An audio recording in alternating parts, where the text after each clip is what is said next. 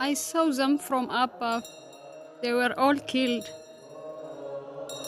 They start pushing people out of their houses. They were killing all children, women, and old men. The voices you can hear are describing a massacre in a small village in the Tigray region of Ethiopia.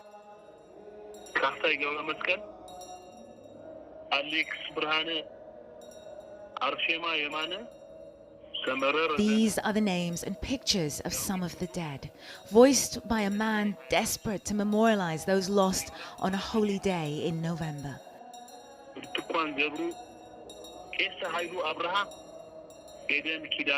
Abraham, who we are not identifying for his safety, is one of the many memory keepers of Maryam Dengelat, inspired by a tradition from the Orthodox religion to name the dead so they are never forgotten.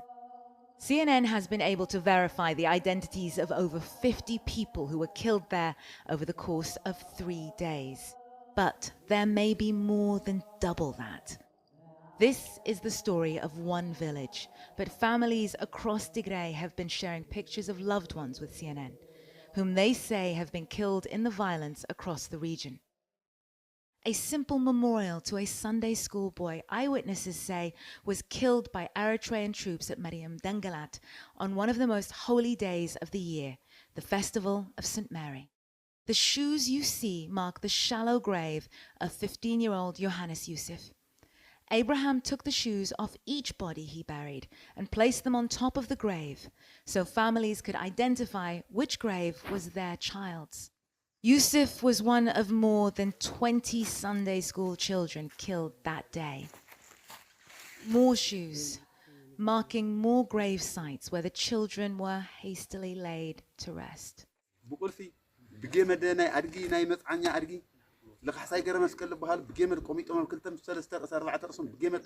This video was secretly taken and smuggled out to CNN to avoid Ethiopian and Eritrean troops. The ground here is hard and rocky. Underneath the branches and sticks are the grave sites for the victims. These shallow graves are the best Abraham and those with him could do, he says, as Eritrean soldiers watched over them. At least it offers these small bodies some protection. But before we can tell you what happened, we first have to explain what has been happening since the beginning of November last year. It's been a tumultuous few years for Ethiopia. The Tigray People's Liberation Front ruled for almost 30 years until in 2018 demonstrations swept Abiy Ahmed to power.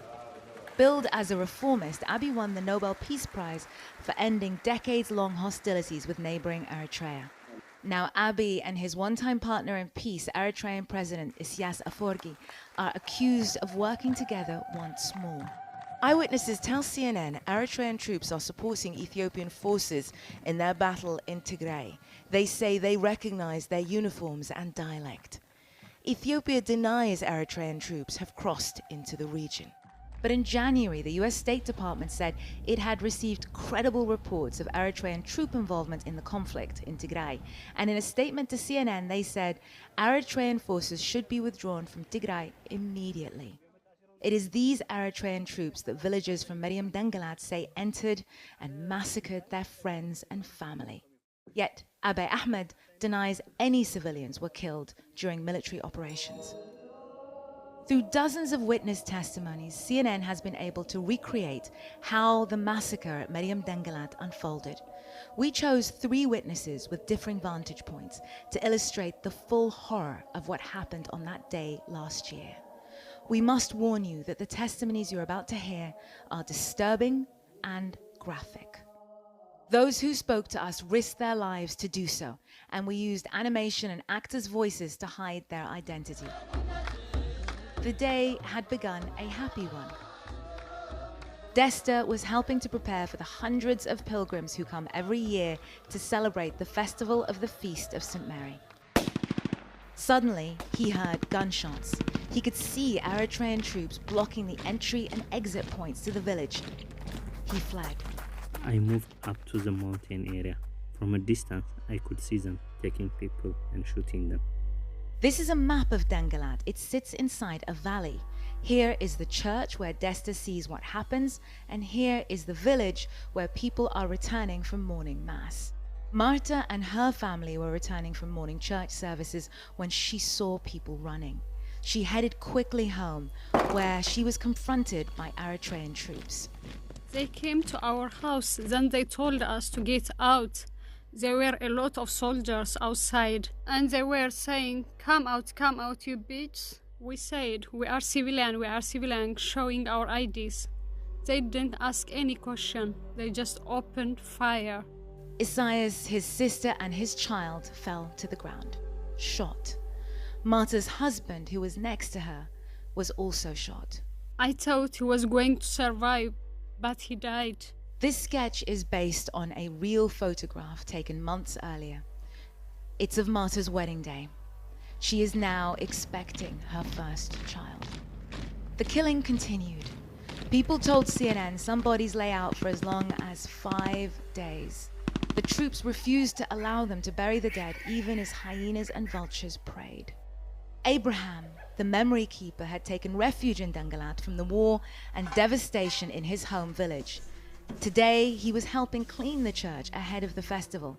But instead, he became part of the team burying the dead, among them more than 20 school children, in a mass grave. They were all so young, and they took them and killed them together in a field. Abraham and others registered the kids' names as best they could. One by one, the shallow graves were uncovered, and parents came to identify their children. Some so badly disfigured, they could only be identified by their clothing. Back in Dengelat, Abraham and others, we visit the mass graves. Surrounding them are some haunting reminders of what happened during the massacre. A bloody jacket, some rope used to tie the victims. CNN asked Abraham to mark where these graves are located. You can see here the blue paint he used. Using this footage, we were then able to identify the grave's location. In response to CNN's reporting, the US State Department told CNN reports of a massacre at Maryam Dengelat are gravely concerning and demand an independent investigation. 51 out of the 53 pictures you see here were victims Abraham tells us he helped bury himself.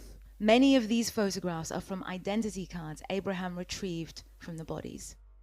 Abraham and many others continue to keep record, continue to risk their lives to keep alive the memories behind each name. It's a litany of loss, but for now, it's all they have to hold on to. Maryam Dengelat, CNN.